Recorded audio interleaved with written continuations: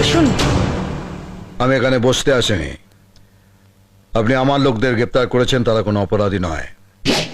আসল অপরাধী ওই কেদারনাথ। ড্রাগস, কালোবাজারি, নারী পাচার এমন কোনো ক্রাইম নেই যে সে করে না। আপনারা তাকে ছুতে পারেন না কারণ ওর বন্ধুত্ব আছে কিছু নেতা বা মন্ত্রীদের সাথে, তাই না? স্পর্শ করলেই চাকরি চলে যাবে।